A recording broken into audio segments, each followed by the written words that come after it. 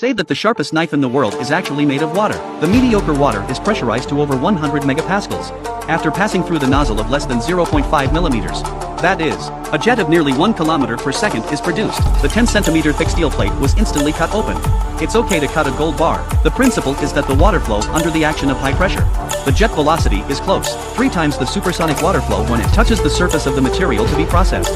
Due to sudden, to slow it down, immediately generate enough impact. This forms brittle fractures on the surface of the material. To achieve the effect of cutting, although not a knife, but it can have the effect of a knife. Complex surfaces that cannot be machined by other tools can be added.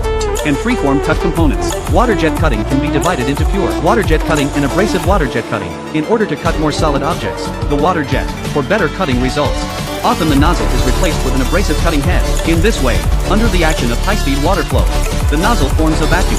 The special abrasive is sucked into the hydrate. A powerful abrasive jet is thus produced.